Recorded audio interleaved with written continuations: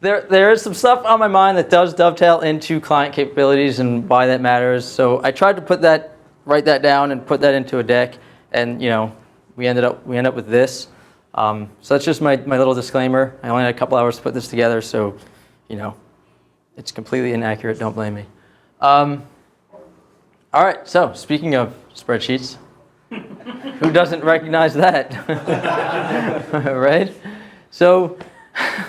Yeah, fire rate matters. I mean, why does he ask that question about client devices and whatnot? Because we need to know what the spatial stream support is. We need to know what their max phi is. It's just a very fundamental thing of capacity planning, right?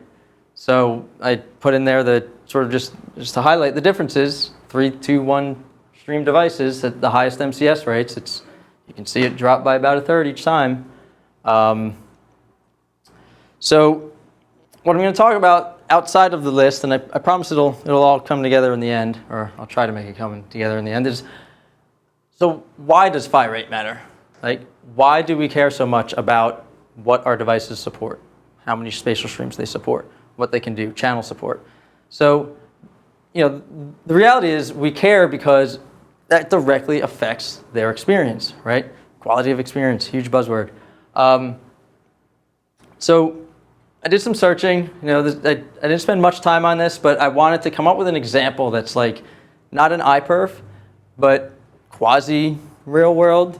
So when you load YouTube and you go to click play, that spinny thing going around and around until the video starts playing, like that's a real thing, right? So that's something that humans can interpret how long that spinny thing is going, right? So it's actually pretty well documented. It didn't take me long. There's an API to YouTube, so so I just modified the JS to start a timer basically as soon as it loads, and then print out as soon as that video state changes, which means the video has started playing. Print out the milliseconds of delay, right? So that's like before you throw tomatoes at me saying I don't have like 50 users in a cell clicking play on a 4K video all at once. That's not real world. Just realize I get that, and this is just like sort of a way for me to get my point across. Right? Because it's kind of a real thing. It's halfway real. So this is a sort of baselining, right? 1 gig connection, workstation, same video, doing its thing, right? So this is how long it takes from the HTTP GET to the time that video starts playing, right? It's about 1.6 seconds, 1601 milliseconds, right? So there's a lot to talk about here. But I'll keep it kind of short in that if you look at this at a 1 second interval, it doesn't paint this same picture. If you back up to a minute interval, it doesn't paint this picture, right? The picture gets even smaller. You back up to 5 minutes, like SNMP rollups, then it's almost meaningless, right? You don't design networks based on 5-minute rollups and averages, right? Like ISPs, core network links, they've been doing this is old news. Of course they do this, right? There's oversubscription ratios and books have been written about that. And what I find interesting is that those same problems faced in wired networking, where for a while we didn't have to face those because everybody had 1 gig connections to their workstations in their offices, right? But now we're sort of facing the same thing in Wi-Fi, right? Especially when you start to talk Wi-Fi is the only access medium. Now we're facing the same questions about oversubscription and how much to do and what does it mean when you oversubscribe, right? So another interesting thing before I move on is once you look at it at the millisecond level, you'll realize that, yes, so it takes 20 to 50 megabits a second for a 4K video stream, right? That's sort of the accepted thing. So if you were to say, well, cool, I guess I'll set up my backhaul with 50 megabits a second and off I go, right? No problems. That'll be great. But the reality is, once you look at it at the millisecond level, that's 600 megabits a second, right, on that 1 gig connection. So what you see is, regardless of your phi rate, it's going to fill that phi, and it's not a stream, right? We call it streaming, but it's not a stream. It incites these thoughts of like a river flowing down a mountain, and it's a constant thing. But the reality is, in most applications, it's huge bursts. That's it. It's just burst, then I sit quiet for a while, then I burst again, right? So the whole streaming thing is a little bit of a misnomer. So I'm going to move on and show this same example in Wi-Fi. But any questions about this? Because I have one question, but I'll see if you guys ask it. Anything? Nothing? Move on. Realize that this whole presentation is going to be like 10 minutes. So, I mean, it started as, hey, there's a spreadsheet, and like I had to figure out some way to work in some interesting stuff, and I don't know. Okay, so I'll just, right. This is interesting though, so go on. Okay, so same thing, right? Same methodology, 3-stream, MacBook Pro, requesting that same video through that same page. So you can see sort of a similar thing, right? There's the get, there's a little burst, and it's quiet, right? That's, call it buffering, call it whatever you want. But then there's another big burst, and then the video starts playing. So you can see 20 megahertz, 3-stream, what's the burst? That's your phi rate, that's your max phi, right? So it's the same thing happening. But how fast does that video start playing? What's the experience to the user? It's 752 milliseconds slower than it was on that gig connection. So, I don't know, that's not really surprising, I guess. But it is absolutely noticeable to humans. Like, that's a really long time. And this is clean RF, a clear channel, low channel utilization. There's not contention going on. This is, for all intents and purposes, best case scenario.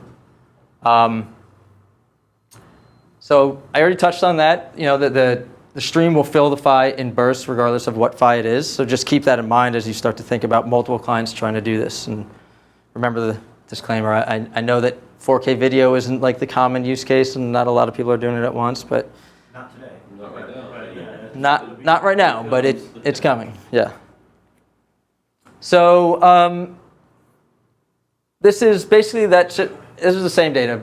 I did it over a gigabit connection, a 3-stream, clean RF, low channel utilization. And then I tried to introduce some contention to show that, hey, look at what happens when it's not a perfect world, right? So 3-stream device.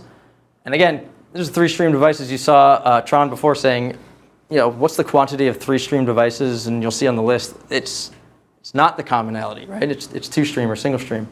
But you can see that even once contention is in there, like that delay is 3 seconds now, right? That's a huge difference. That's double.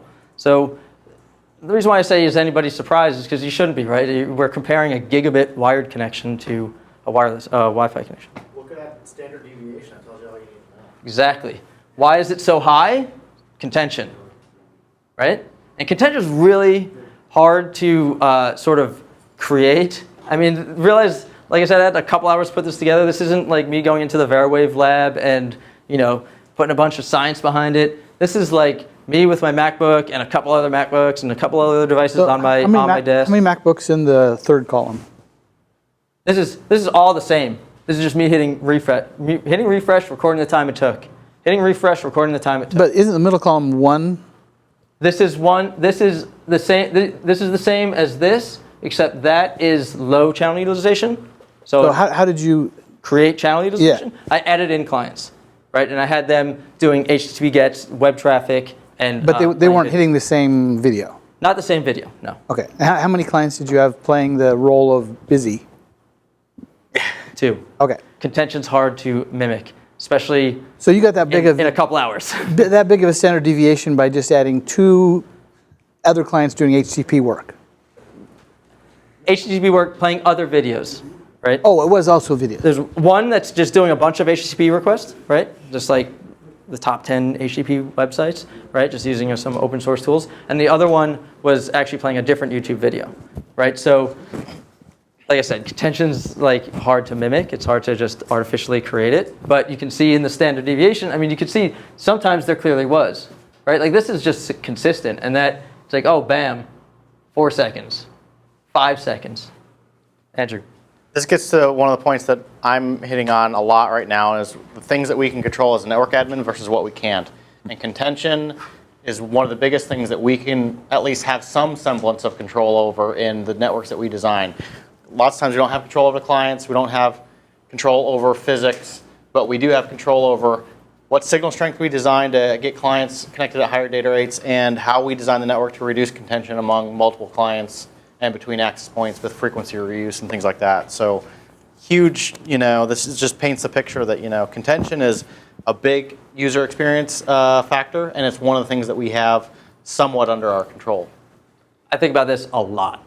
Like, a majority of the hours of the day is like, okay, how is this affecting the people that are using the network? They don't care about anything other than that spinny circle when they click play, right? And like it all comes back to this. Channelization comes back to this. Channel planning, co-channel, all of that stuff comes back to this, right? And like Andrew said, that's the stuff we can control. And then there's a whole bunch of stuff we can't, and that's the whole client capabilities tie-in, right? So if there's a gap after the HTTP GET, right, there's a gap where there's no data being transmitted. Yes. What's occurring in that gap? I think I missed. That's the question that I had that I'm surprised nobody asked. Thank you for asking that. So What did I win? okay, so this comes back to hey, I had to put this together in a couple hours.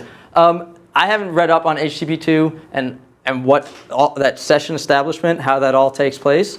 What I can tell you is that gap is consistent. If you can do this yourself and look at the frame captures, it's always sort of that, it'll always follow that same pattern. So whatever's happening in that gap as it starts to build that session and build that stream is consistent. So I don't have a direct answer for you, but I do intend to find out. All right, so hey, speaking of contention, same thing, 20 megahertz and 40, right? You can see what happens. To fill that burst, right? That burst is going to happen no matter what. It's going to try and fill up that queue because a video is not going to start playing right away. If it did, you'd have a really poor experience. You'd watch it play for a second and then stop, right? So it's got to burst. It's got to get enough data to you in order to start playing. So the time it takes to fill that burst directly correlates to that channel width, right? That's a huge difference, and you would expect that, right? Almost double. Under low channel utilization, yeah. Right. Yeah. Right. So, like I said in the disclaimer slide, I'm not telling you much that you don't already know or anything you don't already know. It's just, I don't know, I find it interesting and it's cool to get into the details. Well, I think what it's doing is it's putting numbers behind some of the things that we preach, and that's good. Yeah, for sure. And I like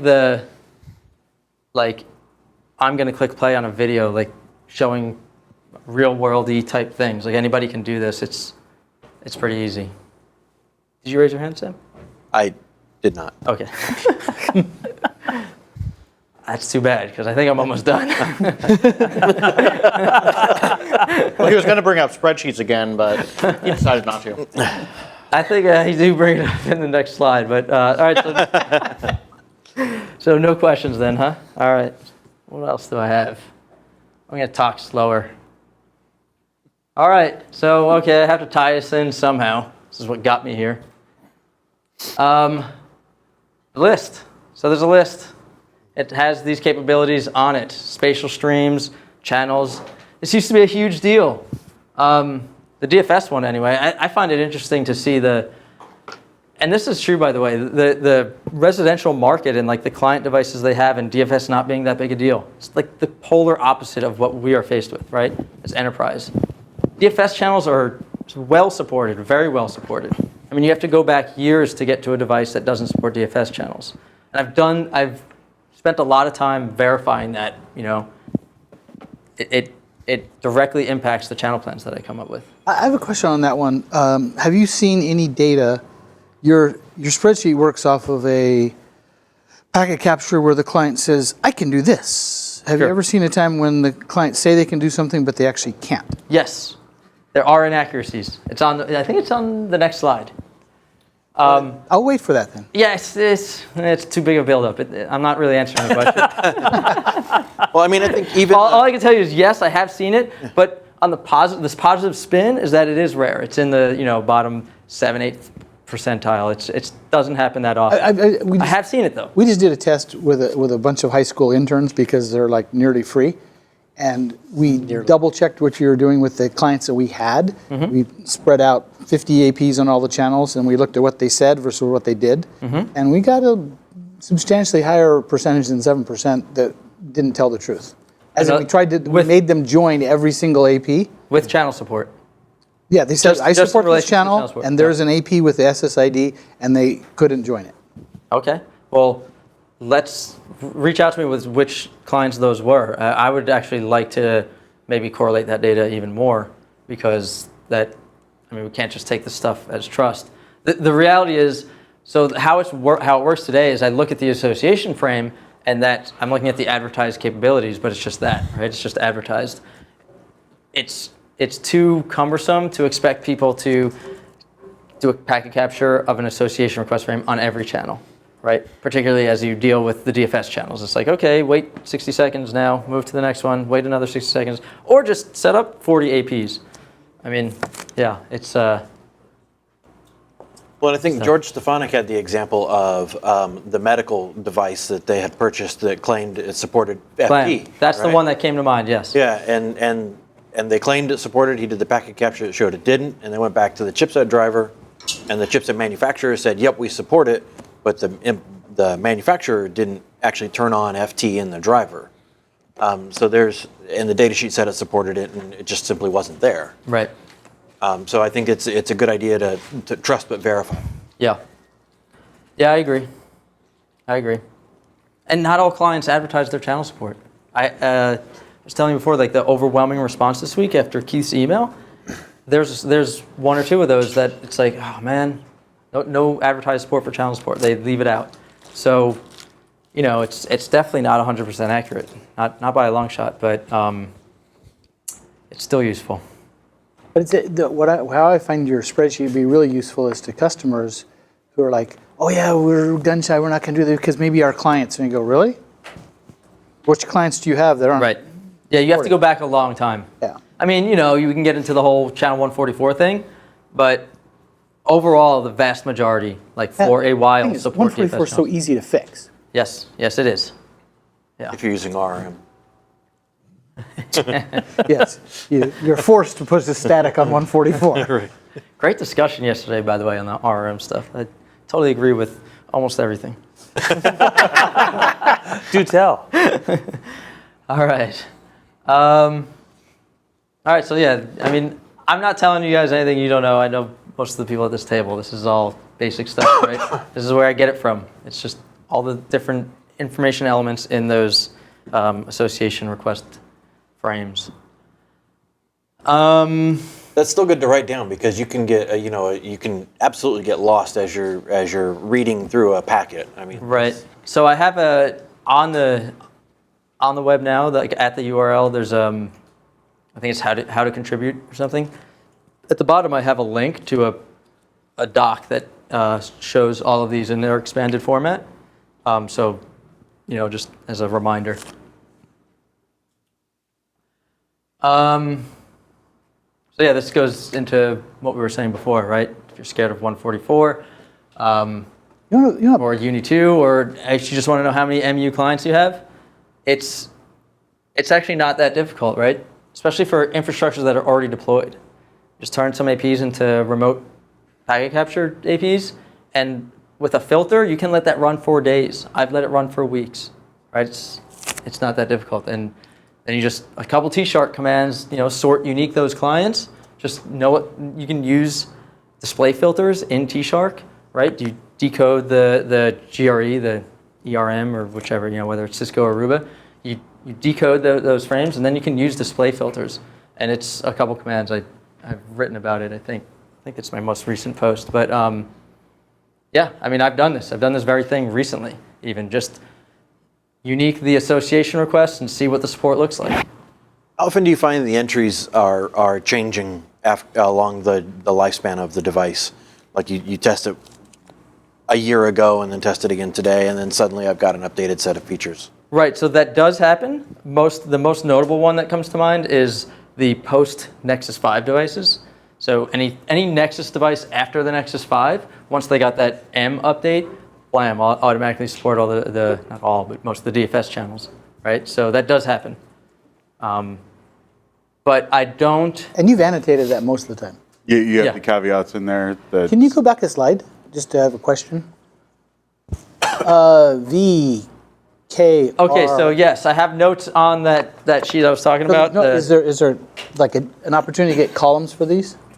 I can't because H11V, H11R, H11K.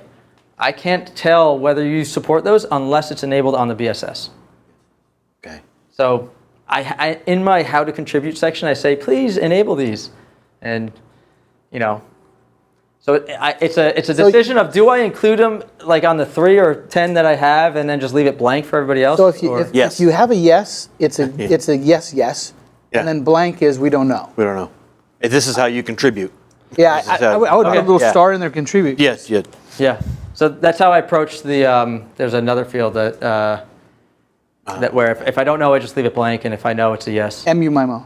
Yeah, I think it's that one. Yeah, the N is for no. I know it doesn't, I know it does, or I don't know. I don't know. Yeah. Yeah. Anyway, I think that would be Okay, very helpful to have a KVR and then put the onus on the community to help fill those in. I agree. I will look at the ones I already have to see if anybody's. Not many people have done it. I usually get them, and sometimes another thing that's important to note is sometimes I get them when they associate to non-VHT, right? So it's hard for me to tell. Like it might be an AC client, but there's no way for me to tell if it's connecting to an N access point. If they follow your instructions. Yeah. Yeah. Maybe don't ever put an N. Only leave it blank or yes. Because there's no way it's Well, no, gonna show- because No, you may, so I can tell I can tell if it is AC and I can tell if it is N, but I can't tell if it's an N thing. If it's an AC thing that is connecting to an N, I can't tell. So I have had to actually look it up. Like I just received some recently where it was like a 2014 MacBook or something, and it's like they were connecting only to HT, but it just seemed logical that it was an AC device, so I look it up and then I fill it in as AC, but I leave the MU MIMO blank because I can't tell because it's not there. it almost seems like you need to have yet another field that says what model of AP you are connected to and KVR enabled, turn it yes, on, yes, yeah. yes. Because at that point, you could then be able to reinforce a no. You know, you would know that that's not a false negative. Right. And then your spreadsheet gets this wide. Right. Yeah, it's pretty long this way as it is, but But I agree. If I we are- can tell what the information is, I should include it, right? So and that's why I'm asking them to turn that stuff on. So if they do turn it on and I can tell, then I should do it. So that's a pretty easy thing. Anyway, fantastic resource for the community. Yeah, Love for it. sure. Yeah. Absolutely.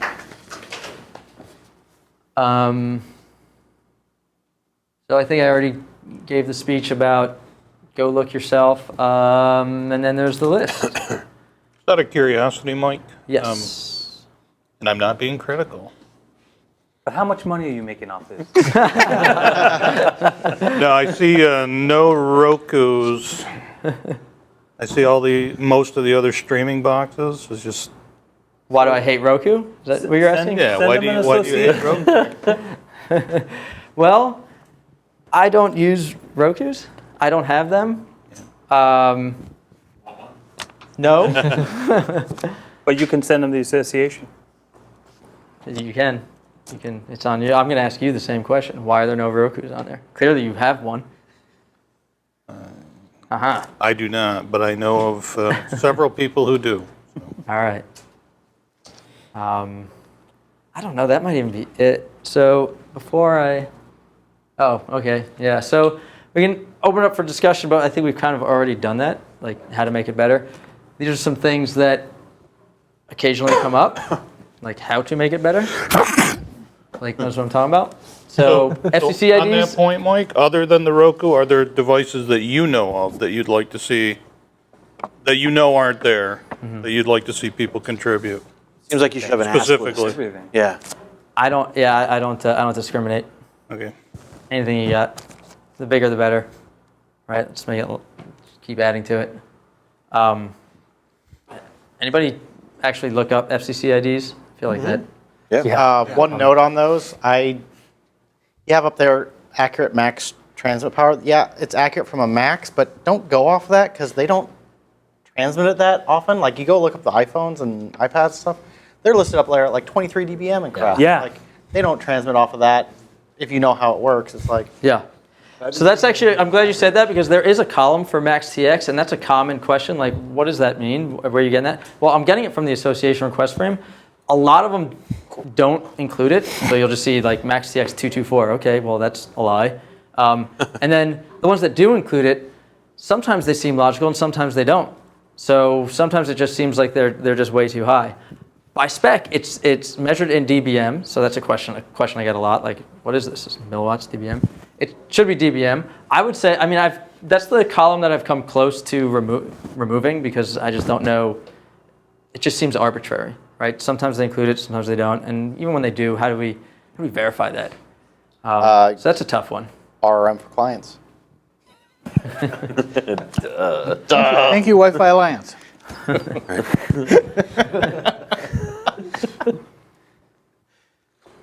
So that's just some ideas, right?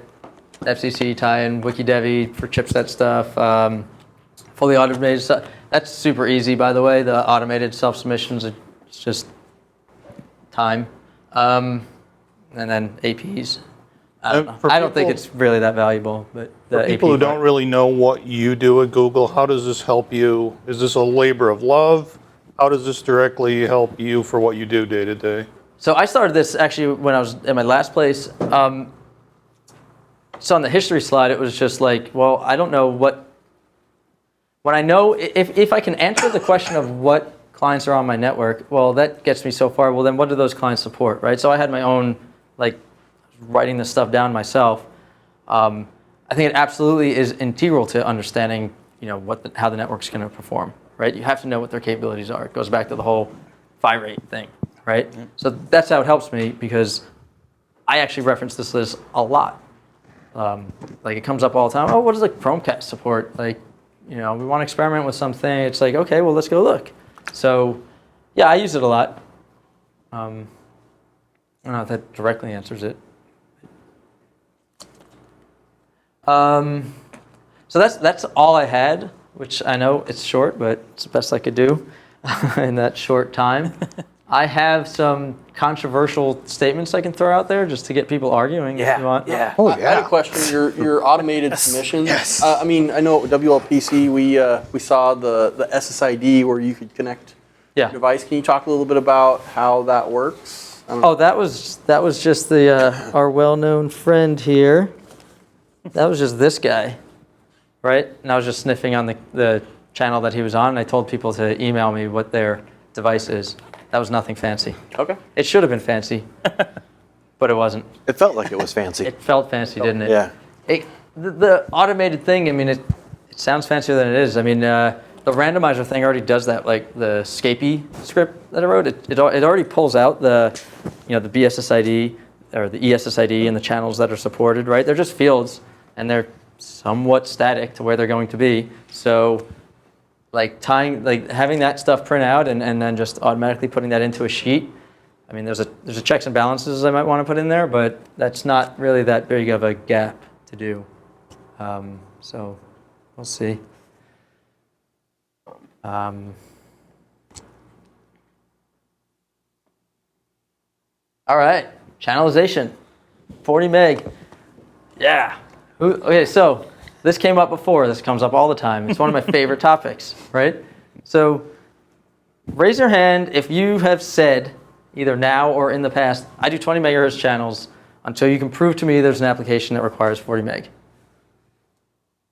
I've said it. Change that tune. My contention is that just because, like I said, just because YouTube or whatever your application, it doesn't have that huge requirement, the network operates in peaks, right? So I'm going to run 40 meg, and now I'm going to tell you, I'm going to make another outlandish comment.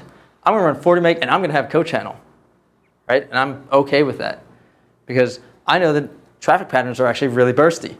So I don't care about Cochannel. I don't care about Cochannel if the next AP over, there's nobody using it, right? So how often is that? Well, it's not often. There's always people using it, but traffic is bursty. So when I do get access to the medium, I'm going to burst, and I'm going to have that higher peak, right? So that's my outlandish statement. That's something I think about a lot. You don't care about co-channel to a limit. Right. So then it's like, okay. Channel utilization limit. Thank you. Yes. Yeah. Right. So that's what you need to be concerned about. And really- right. And then if we take it further, like, okay, so you don't care about co-channel. So my contention is that even when we design wireless LANs, I see what you did there. Contention. So even when we design wireless LANs and we say, yeah, there's no co-channel, I've designed it without co-channel. It's like, that kind of means something different to everybody. Like, I'm pretty sure that even though you think there's no co-channel, well, there's still co-channel, unless you've gone to really far extremes, right? We all know the neg 82 dBm cutoff, right, according to spec. It's like, okay, so I'm going to place my APs here, right, because they're neg 82 away from each other. But no, it's really the client's perspective. So clients being inside, they're going to be closer, they're going to be neg 82 to each other still, right? So let's move the APs even farther from each other. So I'm talking about co-channel APs, right? But then it's like, oh, wait, it's actually 4 dB of SINR for that medium defer to take place, right? So now I've got to get really far away. We're talking about in a typical noise floor of neg 96, we're talking neg 92 away from each other, from client to client. That's really far. And my contention is that there's a lot of networks where you think there's no co-channel, but it's still occurring. Yep. So if you say, okay, now I do have some co-channel, well, what does some mean? How much is too much? It's like, okay, I'm going to accept co-channel. I'm going to say you can't have excessive co-channel. So well, define what that means. Well, actually, that's a lot easier. It's kind of like your whole 2040. I was in the 20 camp for a long time. Mm-hmm. I'm in the 40 camp now, but the 40 camp has a little caveat that says use 40 until you can't. Mm-hmm. Yeah. And when you can't, but you don't know you can't unless you're taking measurements. If you're not taking measurements, you're not using your NMS, you're not seeing that, oh, yeah, I'm actually getting a really super high retry that's self-induced. Mm-hmm. I can fix it by going back to 20s. Mm-hmm. So are you going to get higher retries, or are you just going to have higher channel utilization? Because if contention is occurring as it shouldn't really be retries, right? Well, retries manifest that you've gone over the line. Falling off the cliff. So why are there retries? Hidden nodes? Well, any number of reasons. I mean, if it's on the same channel. But if I'm getting high retries, right? I've got to come back and reevaluate. Mm-hmm. Well, yeah, absolutely. I agree 100%. Retries are a really good sort of insight into how the RF is performing, right? But channel utilization is another number. If you're not looking at it, and all you do is you have to look at it. Blanket 40s, it's just as bad as blanket 20s. Absolutely. Here's the problem. Every NMS from any vendor hides all of the really useful information. Like yes, it does. Stuff up front. And you've got to really go digging for it. There's no canned reports for most of it. Thank you. What we need... Oh, look at my throughput. That's the graph. Oh, look at my client graph. Right. It's like, well, where's my retries graph? Where's my channel utilization graph? That stuff is all buried deep in there. Right, so here's my speech on give me the data, right? Give me access to that raw radio data and give it to me at a granular enough level that I can write my own tools, because I know what I need. I know how to do correlation. I know when retries happen and there's this certain channel utilization, it means one thing versus another. So rather than have me screen scrape the CLI and doing debugs and trying to get that data through archaic mechanisms, I mean, forget SNMP, right? 5-minute rollups, useless. Try to do anything faster than 5 minutes, you're going to crush your controller. So, no, but long-term trending can be useful. I mean, when you look at things like long-term trending, it can be. And you implement RRM or turn off low data rates or whatever, and you see a dramatic fall-off. Sure. That's absolutely useful. Yeah, I don't mean to imply that. It can be useful. My contention is that the short-term stuff, the hyper-granular stuff, that's really that's the data I need to know if a design decision I made was successful or not, right? I mean, if I'm lucky enough that I see a long-term trend, then okay, cool. But a lot of the stuff that I do, it's going to be a little bit more nuanced than being able to look at a roll-up or a long trend. So some of the other things, like looking at some of the debugs that Daryl brought up at WLPC, where we can actually get data from the client where it's, hey, this is the percentage of time I wanted to send something. Yeah, CCA deferred. Yes. Yes. Getting that from the clients is huge, and getting telemetry is or the APs. Or the APs, yeah, I'd take it there too. But anytime you can get that kind of telemetry from both clients and APs, that's kind of where we get to where we can make those decisions a lot more accurate. Do I have co-channel? Well, not at the AP, but I do at the client. Mm-hmm. Do I need to change? How big of impact was it? If it's only 3 or 4%, yeah, I'm okay with that. Right, or it's deferring medium access for a while. Let's go take a closer look at it. It might be co-channel, it might be something else. But if I have that data, then I can make those decisions. Right? Follow that tree. Have either of you two seen a company called 7 Lab, not 7 Signal, 7 Lab. They did a session at WLPC in Berlin. They have a Windows-only client driver agent that will give you all the information if you have a Windows client. I won't use Windows if it requires Windows. It's a blocker for me. Just dropped it like that. Yeah, sorry. Sorry. That's fair. It actually makes life as a wireless network engineer kind of tough. Wait, what do you design on then? We can go into that. Kismet? I don't want to like publicly endorse tool selection, but yeah, I've got ideas. We can talk about that. Preferred apps. Why not? I've But only, the reason I I've only brought that up publicly dissed is Windows. I that won't whole publicly data endorse set- anybody else. That whole data set that we need to see to get that information, at least somebody started on the Windows platform. If we could get it on all platforms, iOS, Right. whatever, Yeah. that would really help us a lot. Yeah, didn't mean to overshadow your comment. That's absolutely necessary. That's the kind of data we need. Or we just wait for AX. Right. Fix everything. So, all right. Well, darn. I thought it was going to be a more aggressive argument about the whole channel width thing. I do dual 160. There you go. In XOR radio. No, but like the whole bandwidth indication on 80 megahertz, that's why I find that awesome. Like I actually think, wow, there could be a play for 80 meg in the enterprise. With bandwidth indication, if that was actually supported by the APs, it's required on the clients. It's mandatory for CTS. So that brings the whole, that's like, for me, that's like the sleeping giant of AC. That brings 80 megahertz to the enterprise. Does. If you align your primaries, accurately, and takes channel planning to a little bit of a nightmare, but it can be done. But if we're you also go. looking in the future, the new frequencies we're going to get will make it very usable. Yeah. If you can't adapt down, it would be tough. I think if I'm 80 meg saying is an all or nothing thing, I think it's But if we had 80 meg all or nothing, but we have all those new channels we're getting, sure, right. then just we throw can still spectrum at it. Yeah. just throw spectrum at it. Yeah. Yeah.